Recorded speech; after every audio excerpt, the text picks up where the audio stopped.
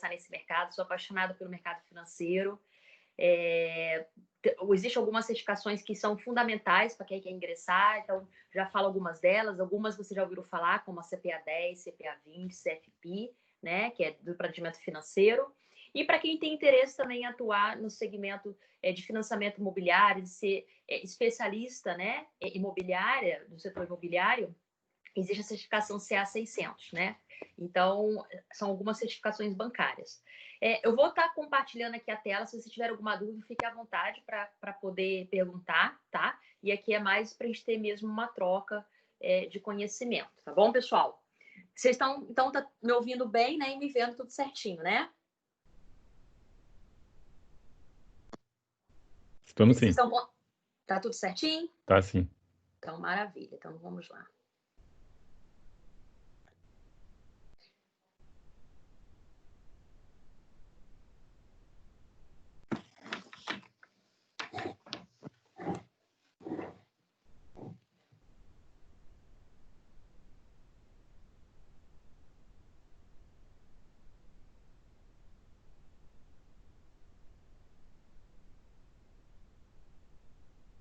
Então, vamos lá, pessoal.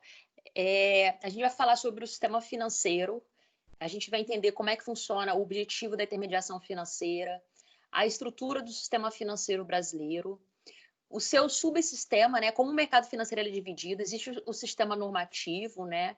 O sistema fiscalizador.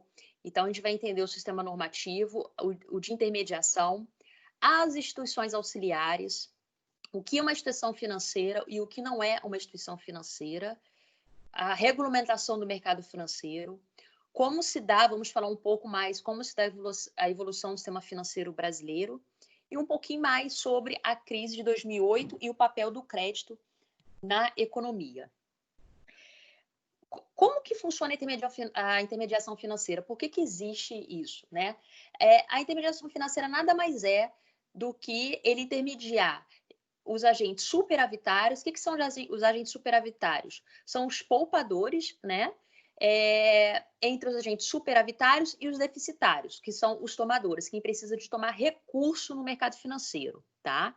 Então, a intermediação financeira que irá fazer esse papel de intermediar entre quem tem recurso para investir e quem quer tomar empréstimo, né? Quem é o tomador.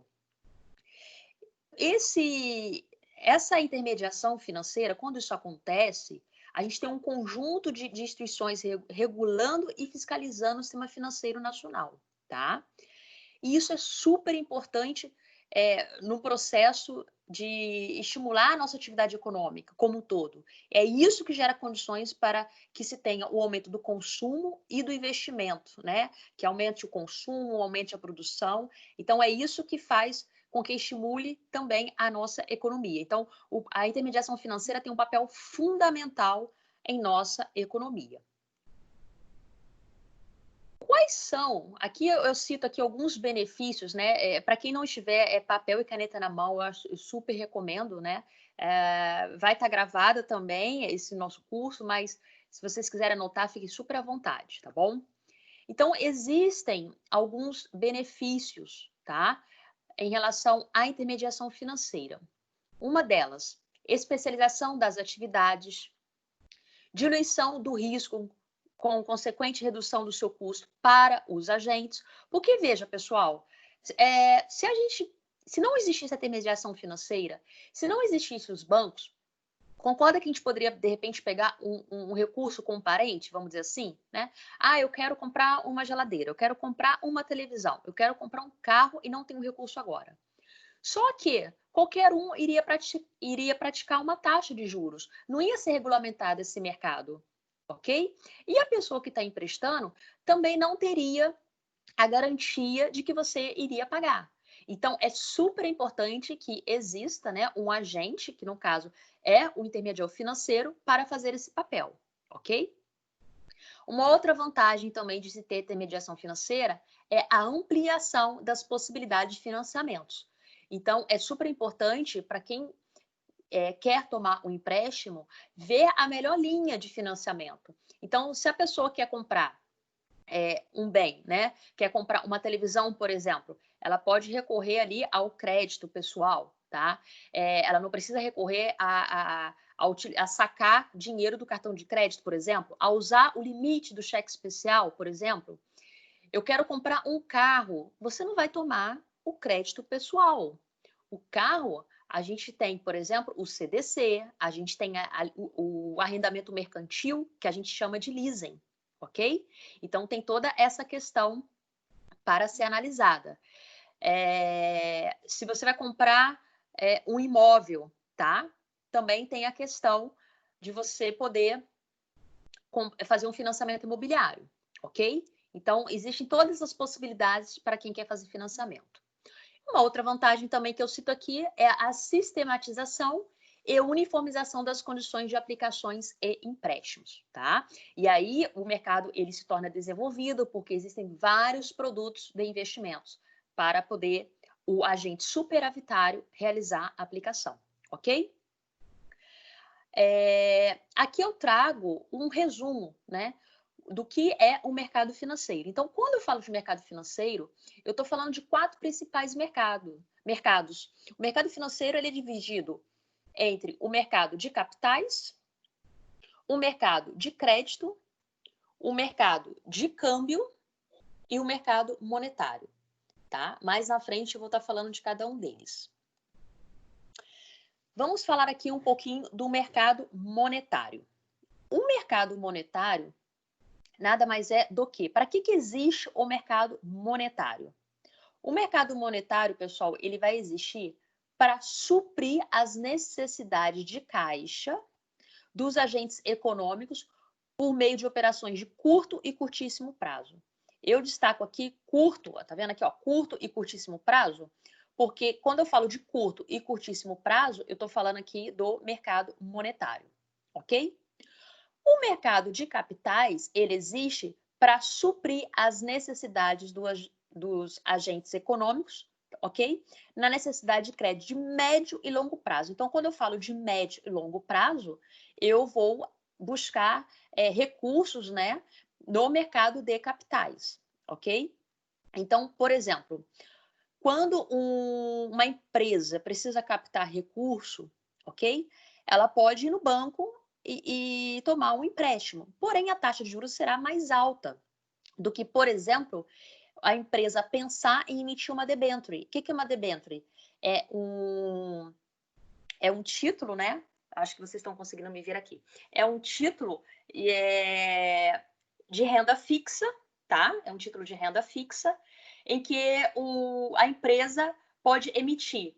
E aí os investidores aplicam na debênture. Então, quando uma empresa precisa captar recurso, ela pode ir no sistema financeiro, ela pode ir no banco tomar empréstimo, ou ela pode ir no mercado de capitais.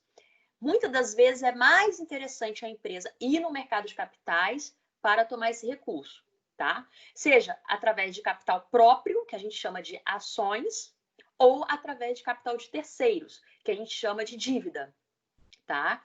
Então, ela pode recorrer ao BNDES? Também pode, mas muitas das vezes ela não consegue todo o valor que ela precisa, tá? Então, é super importante analisar essa questão também do mercado de capitais, que é super importante para prover crédito de médio e longo prazo no mercado, tá bom?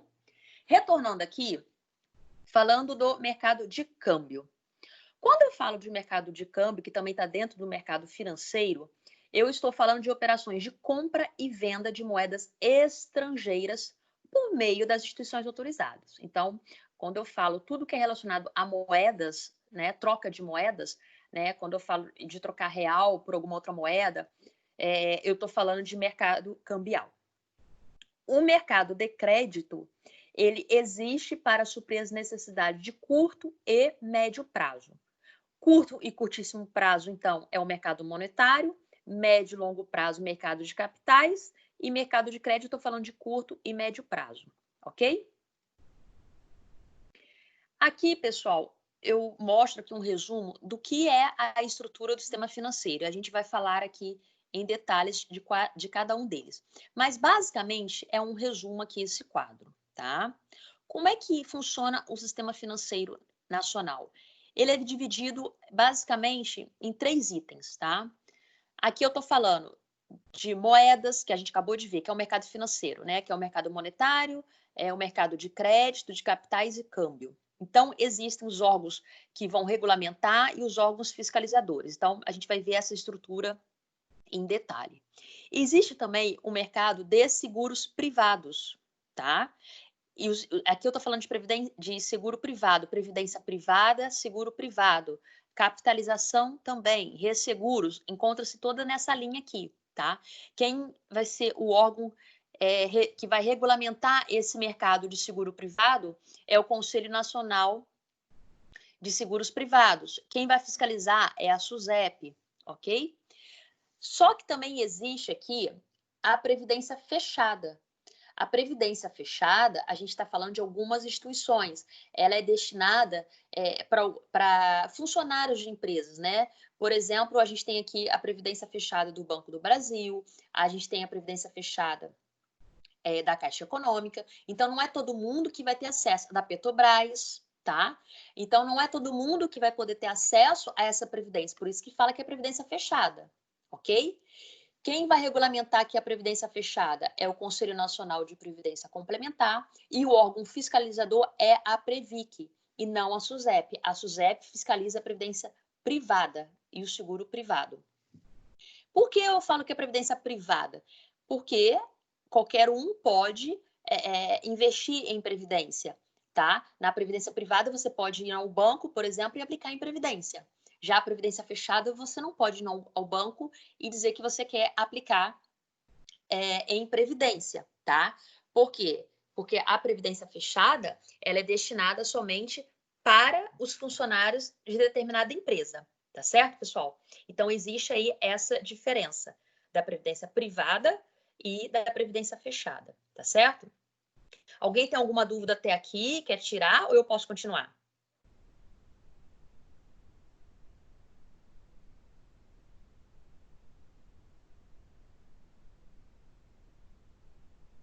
Pode ir, Anne. Posso ir? Então tá bom. Pode ir. Vamos lá. Quando eu falo aqui do órgão normativo, tá?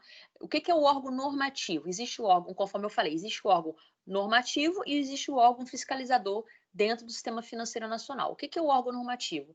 É o órgão que vai ficar responsável por regulamentar as atividades de intermediação financeira, ok? E as entidades supervisoras. Então, é ele que dita a regra. É o órgão normativo que dita a regra e o órgão fiscalizador vai executar o que o órgão normativo estipulou, tá? O Conselho Monetário Nacional é o órgão máximo do Sistema Financeiro Nacional, tá? É o órgão máximo. Quais são aí algumas das suas funções, tá?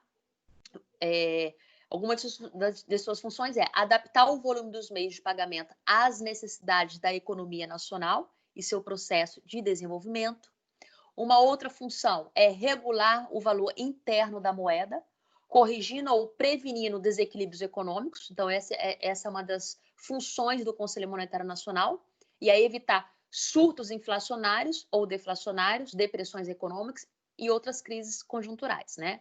É por isso que a gente está vendo aí nesse momento de crise, né? O Paulo Guedes, que é o presidente do Conselho, ele é o ministro da Economia, né? E é o presidente do Conselho Monetário Nacional. E aí ele vai estar atuando para fazer frente aí a ter soluções em relação aí a essa, podemos dizer, essa depressão econômica que a gente está vivendo nesse momento por causa da crise do Covid, tá bom? Ele vai regular o valor externo da moeda e o equilíbrio da balança de pagamentos do país, tá? E só reforçando aqui, o que é a balança de pagamentos? É uma foto, né, de tudo que o país, que o Brasil transaciona com o resto do mundo. Então, uma foto de tudo que acontece é retratado na balança de pagamentos, com o Brasil e o resto do mundo, tá? Então, na balança de pagamentos que a gente vai ter tudo que é transacionado entre o Brasil e o resto do mundo. Conforme eu falei, adiantei aqui, né? Como é composto o Conselho Monetário Nacional? A gente tem ali o presidente do Estado, o presidente da Fazenda, né? Que é o presidente do Conselho Monetário Nacional. O ministro de Estado de Planejamento, Orçamento e Gestão e o presidente do Banco Central, tá? Então, Essas 3 pessoas fazem parte aí do Conselho Monetário Nacional. Já o Banco Central, o Bacen, que é o órgão executor. Ele vai executar o quê? Ele vai executar as diretrizes traçadas pelo Conselho Monetário Nacional. E aqui eu cito algumas atribuições do Banco Central: emitir papel moeda, receber recolhimentos compulsórios e voluntários das instituições financeiras e bancárias, tá? Só para reforçar aqui, pessoal, é o seguinte: o que é esse recolhimento compulsório, tá? O recolhimento compulsório existe, ele se adentra ali da questão da política monetária, tá? A política monetária existe 3 instrumentos, que é o open market, a taxa de redesconto, tá? E existe o depósito compulsório. O que é o depósito compulsório, só para poder explicar aqui em mais detalhe? Os bancos são obrigados a fazerem a depositar um percentual dos seus depósitos junto ao Banco Central, tá, pessoal? Isso faz parte da política monetária. O que é a política monetária? A política monetária vai controlar a quantidade de moeda em circulação na economia, tá certo? E para fazer isso, para poder controlar a quantidade de moeda na economia, existe a política monetária. Um dos itens, né? Uma das formas de se ter a política monetária é através do depósito compulsório. O depósito compulsório é um depósito que é obrigatório. Os bancos são obrigados a depositarem um valor junto ao Banco Central, tá certo? Um outro ponto que vou destacar aqui também, que é a taxa de redesconto. O que é a taxa de redesconto? A taxa de redesconto vai ser a taxa que o Banco Central irá cobrar junto aos bancos, né? Então, por exemplo, um banco, ele precisa fechar o teu caixa diariamente, tá? Isso é muito comum, banco pedir recurso emprestado para outro banco, para poder fechar o caixa. É o que a gente chama do certificado de depósito interbancário. Existe essa troca entre os bancos, tá? Porém, quando um banco não consegue pedir recurso emprestado com outro banco, o banco pode ir junto ao Banco Central, tá? E pedir recurso emprestado. O Banco Central empresta esse recurso para o banco através de uma taxa. É o que a gente chama de taxa de redesconto, que é a taxa que o Banco Central cobra para emprestar dinheiro para os bancos. Tá claro? Então, voltando aqui à nossa apresentação, o Banco Central ele vai receber, conforme eu destaquei aqui, o recolhimento dos depósitos compulsórios, tá? O Banco Central também tem o poder de exercer o controle de crédito, tem o poder de exercer a fiscalização das instituições financeiras. Então, Banco Itaú, Santander, Safra, Caixa Econômica, todos os bancos, pessoal, que a gente conhece, quem fiscaliza esses bancos é o Banco Central, tá certo? Ele vai autorizar o funcionamento das instituições financeiras, ele vai controlar o fluxo de capitais estrangeiros no país, tá?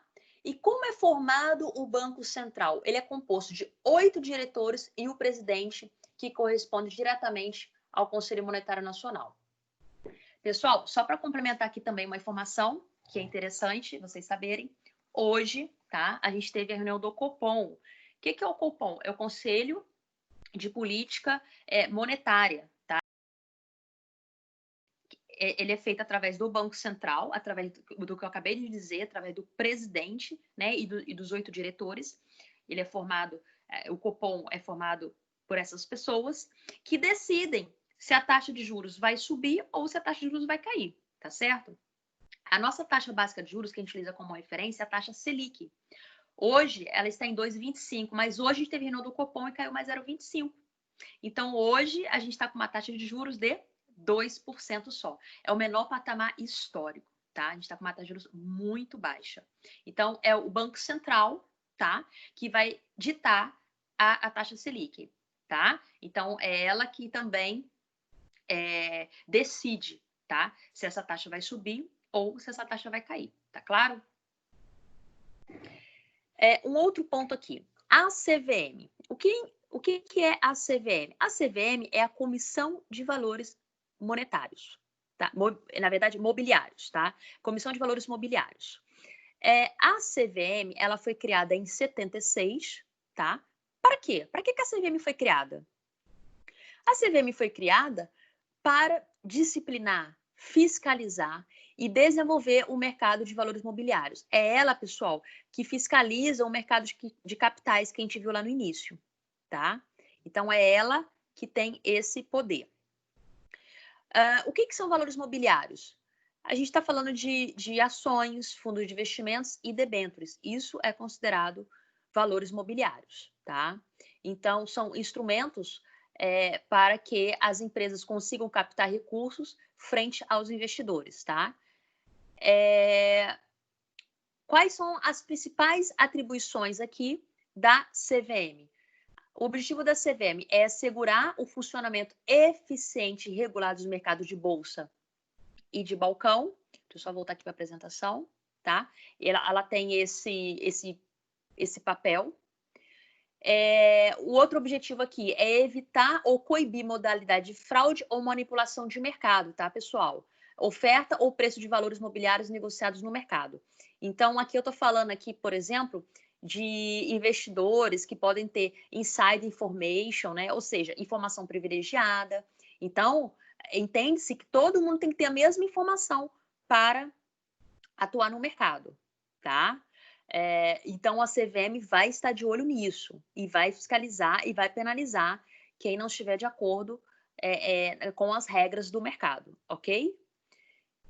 E aqui, ó, conforme eu falei, assegurar a observância de práticas comerciais equitativas, ou seja, todo mundo tem que ter o mesmo nível de informação. Essa que é a ideia, não ter informação privilegiada para não distorcer aí o mercado, ok? Super importante aqui, ó, a CVM tem o papel de estimular a formação de poupança e suas aplicações em valores mobiliários. Então, esse é o papel da CVM, desenvolver e estimular o mercado de capitais, tá certo? E tem-se, né, e é aprovado que países que têm um mercado de capitais forte, desenvolvido, é um país mais desenvolvido, né? Só para vocês terem uma ideia, aqui no Brasil, né, a gente tem a Bolsa de Valores, que é a Bovespa. São negociados em torno de 70 ações, tá? Nos Estados Unidos, são em torno de 500 ações, 500 empresas, né, que são listadas na Bolsa. Aqui em torno de 70, né, empresas. Então, a gente vê a diferença, né? E os Estados Unidos é um país super desenvolvido. Então, por isso que entende-se que quando a gente tem um mercado de capitais desenvolvido, né, isso ajuda no desenvolvimento do país, no crescimento da economia, né? E aí o país se torna mais próspero e mais eficiente também, tá? Vamos falar aqui do Banco do Brasil, tá? O Banco do Brasil, foi o primeiro banco, né, a existir aqui no Brasil. O Banco do Brasil, ele é uma sociedade anônima de capital misto. O que é capital misto? Ele é constituído por capital privado e capital público, tá? Porém, o controle é da União, tá? Então, a gente tem o Banco do Brasil é capital misto, mas o controle é da União. Ponto importante aqui. Até 1986, atuava também na emissão de moeda. Então, o Banco do Brasil também podia emitir moeda. Antes, hoje, né, essa função é só do Banco Central, tá, pessoal? Mas antes, o Banco do Brasil também tinha essa função, até 1986. Conforme eu falei, foi a primeira instituição financeira a funcionar no país quando chegou aí o Dom João VI. E aí, o Banco do Brasil é o primeiro banco a existir no Brasil, tá certo? Pessoal, um ponto aqui importante. O Banco do Brasil, a gente considera como carro-chefe para prover, né, crédito no setor rural, ok?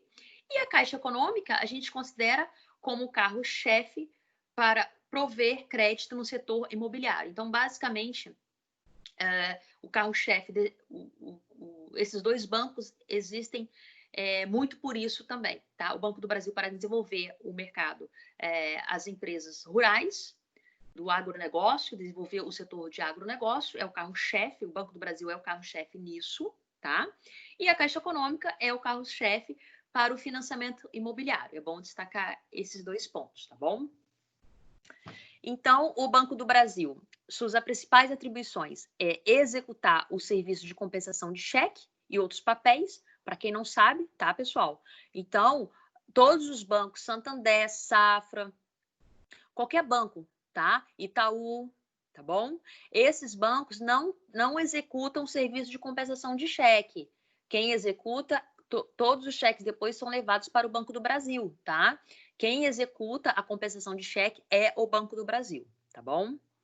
Vai financiar a aquisição e instalação de pequena e média propriedades rurais. Conforme eu falei, é o carro-chefe. Vai atuar como banco comercial, operando não apenas com as linhas convencionais de crédito, mas também com créditos especiais, subsidiados pelas autoridades monetárias, tá? Então, por que muitas das vezes o crédito no setor rural, o crédito rural é mais barato no Banco do Brasil? Porque é subsidiado pelo governo, tem a ajuda do governo, e daí o Banco do Brasil consegue uma linha de crédito mais barata que outros bancos, tá? Caixa Econômica Federal, conforme eu falei, é o carro-chefe para o crédito imobiliário, tá? Então, a Caixa Econômica Federal é uma instituição financeira pública responsável pela operacionalização das políticas do governo federal para habitação e saneamento básico, tá? Ele vai ser o principal agente do sistema financeiro da habitação, conforme eu falei. Então, vai operar com exclusividade também os serviços de loterias, nos termos da legislação, tá? Vai exercer o monopólio das operações sobre penhores civis. Então, aqui é importante, né? A gente sabe que muitas das pessoas que querem tomar crédito podem penhorar seus bens. Só a Caixa Econômica tem esse serviço, tá? Promover o desenvolvimento do sistema urbano, criando facilidades, conforme eu falei, para a aquisição da casa própria. É a Caixa Econômica também que vai administrar o FGTS, tá? Que é o Fundo Garantidor de Crédito. O que é o BNDES? O BNDES é o Banco Nacional do Desenvolvimento Econômico. O BNDES é um banco que foi criado para ajudar, né, a subsidiar o crédito, fazer com que o crédito seja mais barato através desse banco de desenvolvimento do que em outros bancos, tá, pessoal? Ele tem ajuda do governo, o BNDES, por isso que ele consegue também emprestar com taxas menores. Foi fundada em 1952, tá? E vai atuar como principal instrumento de execução da política de investimentos do governo. Por quê? Porque ele vai utilizar do financiamento de longo prazo para a realização de investimentos em todo o segmento da economia. Qual é o custo de financiamento do BNDES? É a TLP, é a taxa de longo prazo. E como que se dá essa taxa de longo prazo? Como ela é formada?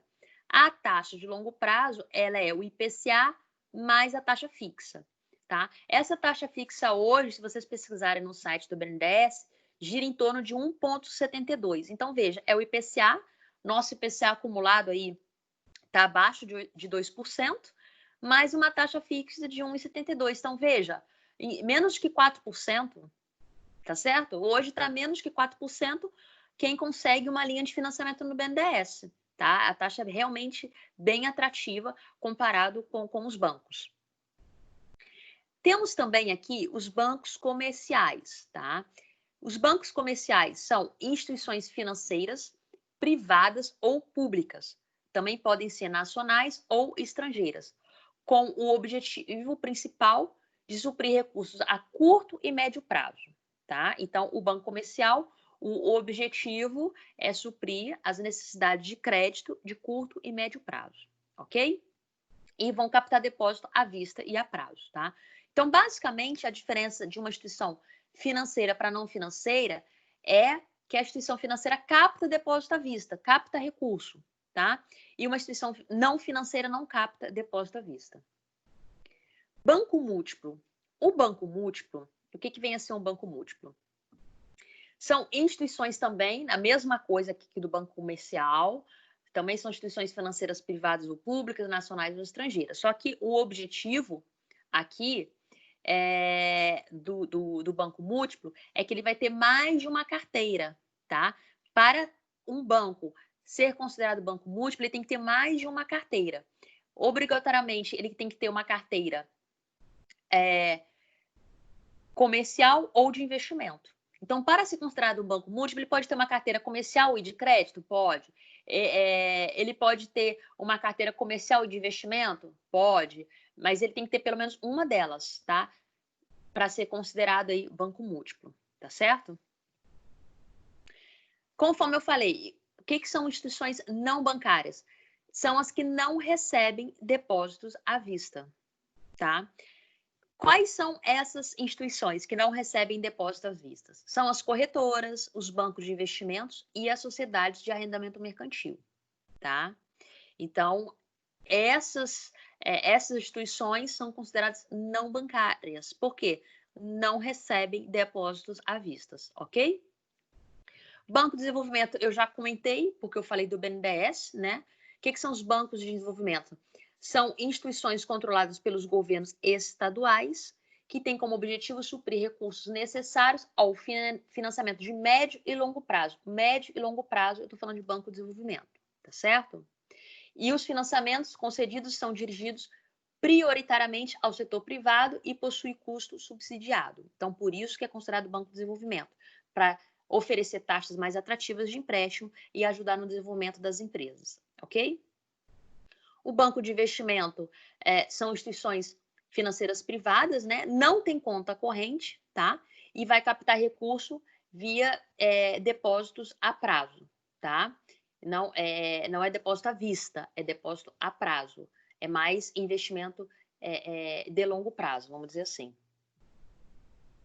Existem também, pessoal, a figura das cooperativas dentro aí da instituição financeira, tá? Então, as cooperativas, o que são cooperativas, né? A cooperativa existe muito no mercado rural, tá? No setor de agronegócio, no setor rural, existem muito a figura de cooperativas, tá? E ela vai ser uma associação de pessoas com interesses comuns, tá? Não tem fins lucrativos, para prestar serviços a seus associados. Então, qual é o objetivo ao se criar uma cooperativa? É prestar serviços financeiros possibilitando o acesso ao crédito e outros produtos financeiros, tá? A gente vai falar agora aqui um pouquinho do leasing, tá? Que é o sistema de arrendamento mercantil. Até aqui, alguma dúvida? Posso continuar? Tá tudo certo?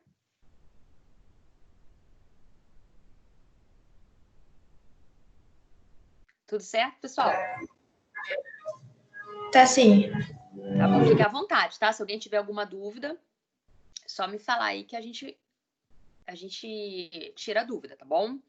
Então vamos lá. O que é leasing, pessoal? Quando você vai comprar um carro, tá? Ou máquina, equipamento, você pode recorrer a essa linha que é o leasing. O bem fica com o banco até você terminar de pagar, tá? Então, o banco tem essa garantia, o leasing. O bem, se você comprar um carro através dessa modalidade de leasing, o bem não sai no seu nome, sai no nome do banco até você terminar de pagar o crédito, tá certo? Só para comparar aqui, o leasing no Brasil, você fica com bem, tá? Você não devolve, por exemplo, você vai fazer um crédito de um carro, tá? Você vai financiar através do leasing. Porém, depois o carro fica com você. Nos Estados Unidos, só para comparar, nos Estados Unidos as pessoas trocam muito de carro e a maioria das pessoas possuem aí carro sempre novos. Por quê? Porque o crédito nos Estados Unidos é muito alavancado. E a modalidade de leasing nos Estados Unidos é diferente aqui do Brasil. Porque nos Estados Unidos, o bem já é repassado para o banco, né? E a pessoa já pode comprar outro carro, vamos dizer assim, né? Então, aqui não. Então, lá o crédito, além de ser muito alavancado, tem toda essa facilidade. Então, leasing nos Estados Unidos, a pessoa já devolve o carro e já pega outro carro, tá? Aqui, a pessoa termina de pagar e o carro fica com a pessoa, tá certo? Então, existe essa modalidade que é o leasing também, para vocês saberem. Eu tenho aqui também o Sistema Brasileiro de Poupança e Empréstimo, tá? Que é o SBPE. O que são essas instituições? São instituições autorizadas a captar recursos sob a forma de depósito de caneta de poupança que são destinados para o financiamento habitacional, tá? Então, esse Sistema Brasileiro de Poupança e Empréstimo existe exatamente para que as instituições possam captar recursos através de poupança, tá? E financie o setor habitacional. Aqui vai as instituições auxiliares, tá? Quais são as instituições auxiliares? Eu tenho a Bolsa de Valores, eu tenho as corretoras, eu tenho a Sociedade Distribuidora de Títulos e Valores Mobiliários, tá? Então, Bolsa de Valores. O que é a Bolsa de Valores? A Bolsa de Valores é onde se dá, né, a negociação de ações de capital aberto, seja ela empresas públicas ou privadas, e outros instrumentos financeiros, como ações e opções. Então, a Bolsa de Valores é o local onde ocorre essa negociação, tá? Então, para quem mora aí em São Paulo, né, pode ter oportunidade de visitar a B3, né, que aí é no centro, que ela fica no centro de São Paulo. Ali é uma bolsa de valores, tá? A B3, ela é uma bolsa de valores que a B3 é a nova, né? Antes a gente chamava BMF Bovespa, tá? Então é a antiga BMF Bovespa, é considerada a B3, tá certo? As corretoras também são consideradas instituições auxiliares. Então veja, pessoal, ponto aqui importante.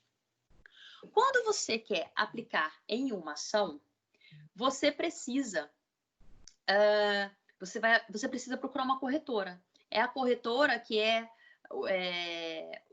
o órgão, né, que vai intermediar você com a Bolsa de Valores, tá? Então, a negociação dessa ação vai se dar na Bolsa de Valores, porém, é através da corretora que a gente vai conseguir fazer essa aplicação, tá certo?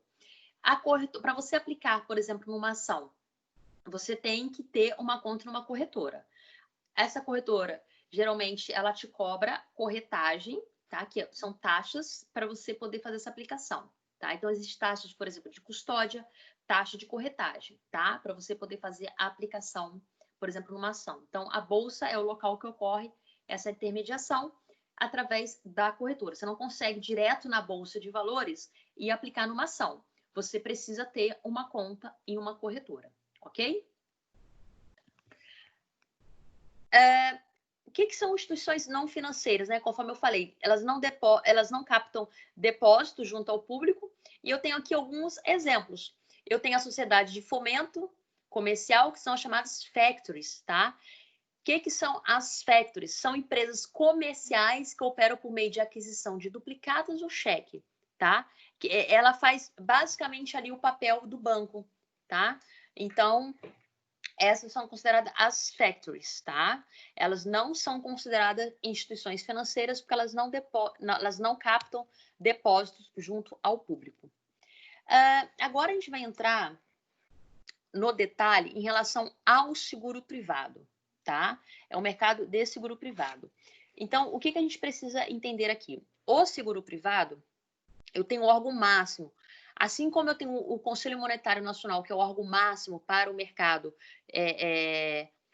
financeiro, eu tenho aqui no setor de seguros privados o órgão máximo. Quem é o Conselho Monetário Nacional do setor de seguros? É o CNSP, tá? Esse é o órgão máximo do setor de seguros. É ele que vai, é o Conselho Nacional de Seguros Privados, tá? É ele que vai ditar as diretrizes e normas de política de seguros privados no Brasil, ok? E quem é o órgão que vai fiscalizar isso? É a SUSEP. A SUSEP é uma autarquia federal que é responsável por regular e fiscalizar esse mercado. Voltando aqui, em relação a essa estrutura, olha, a gente tem aqui o Conselho Nacional de Seguros Privados, conforme eu falei, e agora a gente tem aqui o Conselho Nacional de Previdência Complementar, tá? Que é o CNPC. É ele que vai ditar a regra para a previdência fechada, tá? Então, o Conselho Nacional de Previdência Complementar, ele tem a função de regular o regime de previdência complementar, operado pelas previdências fechadas, ok? Quem é o órgão que vai fiscalizar? Vai ser a Previc, tá? Então, a Previc, que é a Superintendência Nacional de Previdência Complementar, é ela que vai fiscalizar a previdência fechada, tá? Então, isso aqui é super importante a gente entender, tá? Outro ponto aqui que eu queria falar com vocês, antes da gente finalizar, é um pouquinho aqui sobre o que foi, né, a crise de 2008, né? Então, para quem teve a oportunidade de assistir aquele filme A Grande Aposta, ela explica muito, né? Resume muito do que foi a crise de 2008.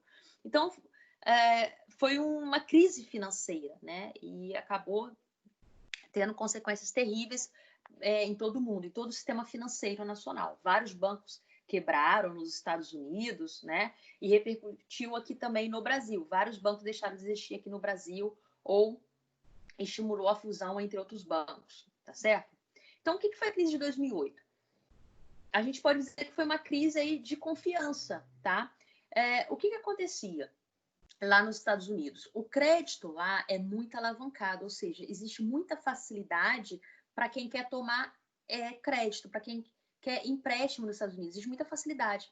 Então, veja, a pessoa que quer comprar um imóvel nos Estados Unidos é muito fácil, né? Antes dessa crise subprime, não tinha tanta fiscalização, tanta regulamentação como tem hoje. Mas hoje ainda continua muito mais fácil você tomar crédito do que no Brasil. Quem já teve experiência de ir na Caixa Econômica e tentar um crédito imobiliário, por exemplo? Você vai na Caixa Econômica, eles vão te pedir vários documentos, não é verdade? Então, o sistema financeiro no Brasil ele é muito evoluído, tá certo? Tanto é que a gente não sofreu tanto com essa crise de 2008, essa crise financeira, que a gente chama de crise do subprime, tá? Por quê? Porque aqui no Brasil, o sistema financeiro é muito mais evoluído do que nos Estados Unidos, pode acreditar. O nosso sistema é bem evoluído e é muito mais rigoroso, tá? Então, veja, para você pegar um empréstimo, por exemplo, na Caixa Econômica Federal, o gerente vai te exigir uma série de coisas, comprovante de renda, né? Verificar se realmente você vai ter condições de pagar aquele financiamento, tá certo? Vai verificar se você já tem outra linha, né, de crédito.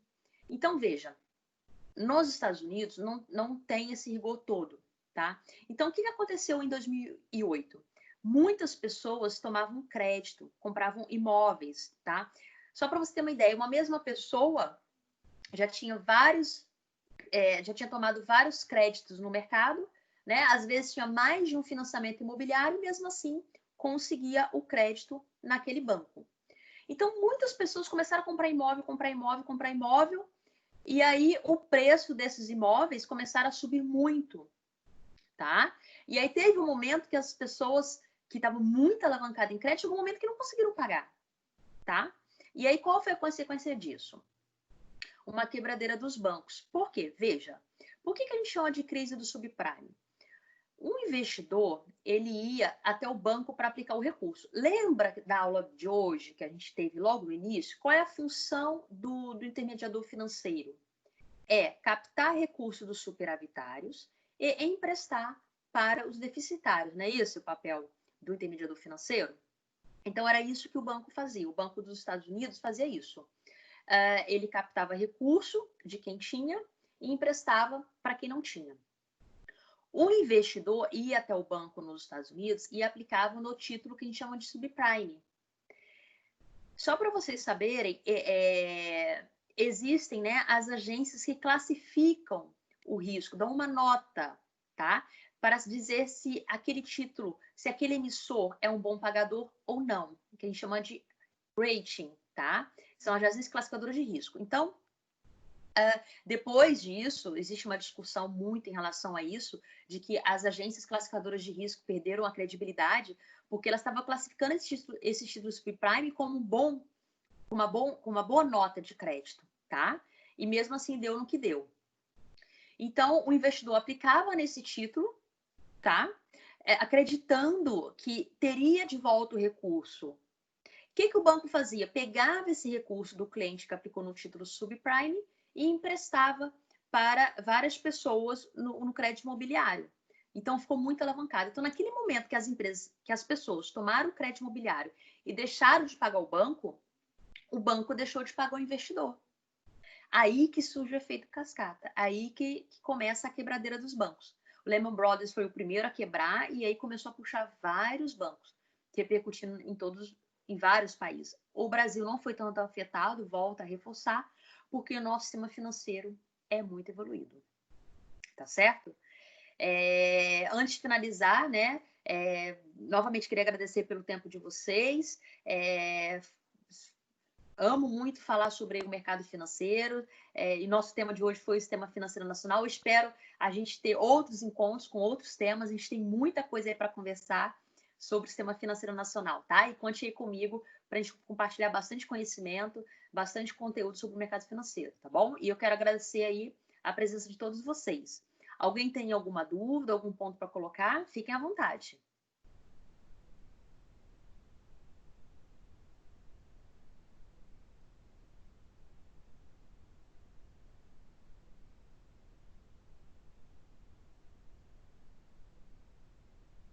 Você acha que já pode finalizar então, pessoal?